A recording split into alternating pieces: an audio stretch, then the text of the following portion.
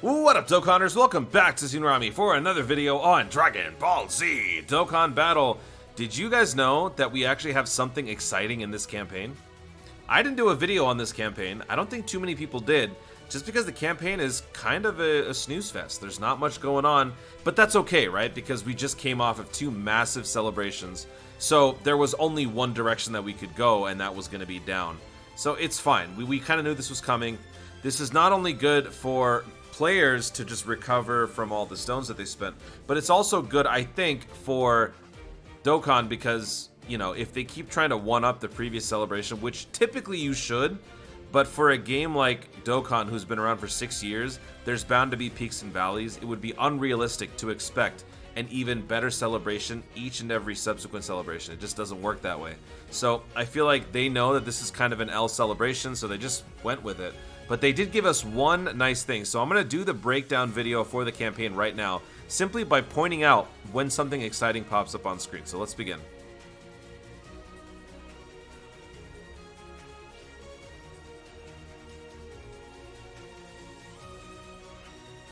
Oh, there it is.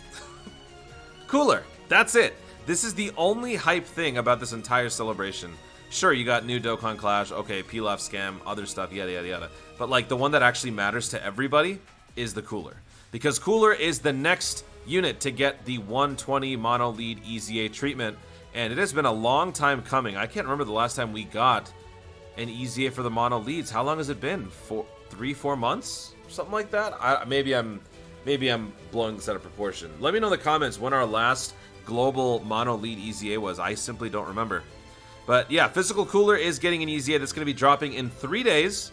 So you guys are going to be able to get 30 more stones, and you will be able to upgrade this beast into an utter monster. If you guys have not seen, I did a 100% Max Links pre-ZA showcase. I'm going to link that in the description. Go check that out and see how good this guy is before he even upgrades. Because when he does, it's utter devastation. So let's jump over to the Dokkan Wiki and check out Physical Cooler. This dude is a beast. I just realized that this guy's leader skill post-EZA is better than the LR Bardock from 350 million download celebration. That's kind of sad. Extreme Physical Ki plus 3 130%. Extreme or Super Physical Ki plus 3 90%. For the super attack, causes immense damage and massively lowers defense. This is of course a small adjustment from the original because we greatly lowered defense. Now we massively lower defense, which is nice. For the passive, attack and defense plus 120, that is stemming from the 100%, so 20% boost. Launches an additional attack that has a medium chance. I just went New York, didn't I? Launches an additional attack that has a medium chance of becoming a super attack. Yeah, the medium chance is the change here. So the original one, it was a 10% chance, just a regular chance. With medium, it now bumps up to 30%. So that is a big change because that means that 2 super attacks, yes please, with this guy, with his new stats that he's rocking, EZA maximum stats, he's got 20,000 attack. He eclipses the 20,000 mark. He's going to be, or sorry, that's his health. 19,000, my bad. 20,000 health, he eclipses the 20,000 health mark, but he almost eclipses the 20,000 mark for the attack, 19,422, which is a pretty good solid value there. So launching 2 super attacks with that and all of these links that he's rocking, that's not too bad of a prospect.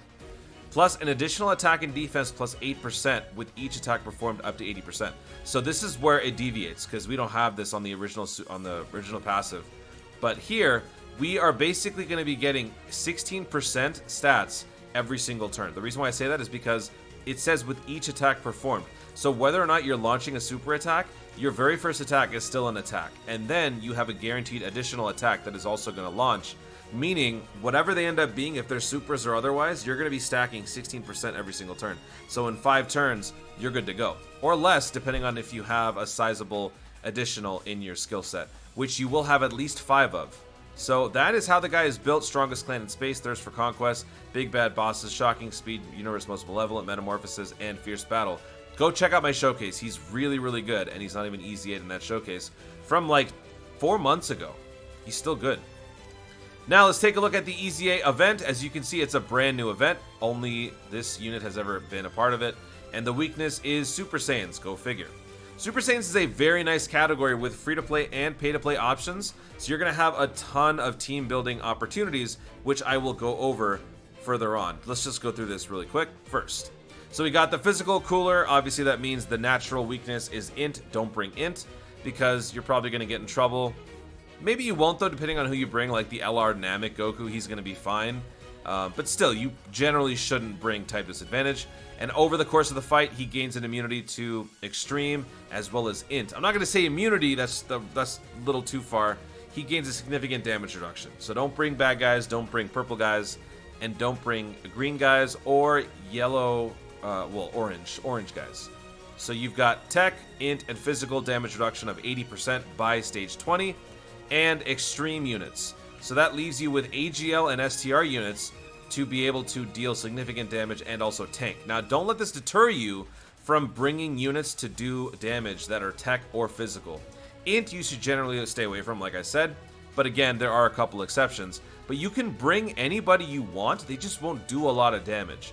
And the main way to survive is to tank by using the correct category, which is going to be Super Saiyan. So if you have a tech unit that's a Super Saiyan, like Gobros for example, you may not do a lot of damage, but you're going to be able to still do well defensively. So don't let that deter you. I feel like I inadvertently mind hack some people and try to convince them not to do this, so I'm trying to explicitly tell you. So after stage 30, obviously, he just goes on for Zenny, more Zenny farm. I feel like this one will be very easy to Zenny farm because you're gonna have look at all these Super Saiyans. Like look at how many we have in the blue and in the red section, and then just look at how many we have overall. One of the biggest categories in the game.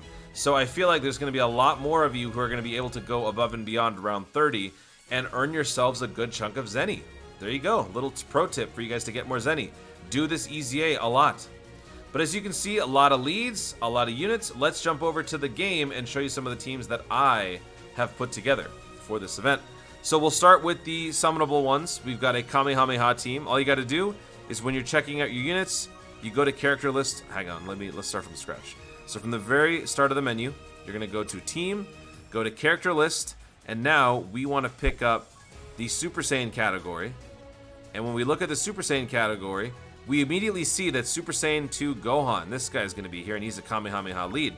Since there are so many Kamehameha units, or so many Super Saiyans, naturally there's got to be a good chunk of them being Kamehameha. So you would pick both these categories and make sure you're selecting full match, not partial match, but full match, and that will give you the intersection point between units that share both these categories at the same time. When you do, it produces this list. So you would have your Gohan lead, and then you have all these other options to choose from, including LR Namek Goku. So if you want to bring him, you can. He is a defensive stacker, so he wouldn't probably struggle as much in terms of taking damage. But yeah, you have a ton of options here. So one of the many options was the Kamehameha team, as I mentioned. You could bring a Goku's family by using this unit as your lead, siblings bond / Goku's family. For Gobros, you could also try bringing Battle of Wits. We got, let me actually see. Battle of Wits and Majin Buu Saga. Are there actually enough units to do this with Super Saiyans? I think there is. Where's Battle of Wits though? That's always the thing. I can never find Battle of Wits. Battle of Wits. There it is. Okay.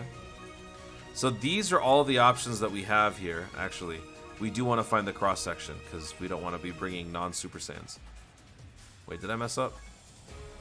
Battle of... Oh, right. You know what? No. Forget Majin Buu Saga. Battle of Wits and Super Saiyan. What's the cross-section between those two? So these units would all fit under those two categories, so you could probably put together half of your team here, and then if you want to change it around, do Battle of... or Super Saiyan's cross-section with Majin Buu Saga, and that will give you the rest of it. So they're all still Super Saiyans, they just fit different categories. So you could try Gobros, you could try Battle of Wits, maybe even Special Pose, I don't know. But that is the first option that I will likely be using. And for the sake of, I don't know, poetic justice, I brought the Family Kamehameha units in here. They're not good, but they will do just fine. That's how easy this is going to be. So I brought those guys along for the ride. The other option is the clear, obvious choice would be the STR Super Saiyan lead, the Namek Goku, the Dokkan Fest 1. This guy will obviously be the leader, so he'll provide all the stats. He's got type advantage. Most of the leg will probably go on this guy because he's got the additional, so he'll probably be the one to do that. But you could also throw on the Trunks because this Trunks actually has a lot of damage potential, especially when you have a Link super attack active where he greatly raises attack for one turn. You link that with this guy, Gohan Youth, That's going to be a lot of damage. That's a nice lethal combination to run on your second rotation. So not bad. And then, of course, free-to-play. Y'all know I love me some free-to-play. So here is one of a few possible free-to-play builds. Let's jump over to free-to-play and boot up all Super Saiyans. So let's remove this. Super Saiyans. Here is your list of free-to-play options for Super Saiyans. A lot of units to choose from, which is pretty nice. Very healthy. So that's a good team right there. Because honestly, like, Super Saiyan Goku, the Prime Battle one, he's tech, so he won't do a lot of damage, but he doesn't have to. He just has to fill out the roster, and then everybody else can do all the work. We've got the Vegeta, who is going to get stronger over time. We got the 1-inch punch Goku. We got a nice support who can also tank really well. And we've also got Prime Battle Trunks, who will be a surprise unit here because he has the AGL type, but he's had his links maxed out for a while, because I know he's getting an EZA at some point. So yeah, a lot of promise on free-to-play. A lot of team building options on the summonable ones. This is going to be one of the generally more easy events. 30 free stones, basically, plus 1 bonkers unit. That's going to be it, guys. Thank you so much for watching. If you enjoyed the video, be sure to leave a like down below, and let me know in the comments, did you forget that Cooler was going to be dropping an EZA in the next couple of days? Because I legitimately forgot. I did not remember that until, I think, yesterday it was brought up in conversation. But until then, I completely forgot. So just be honest, were you one of those people who also forgot? It just kind of slipped under the radar?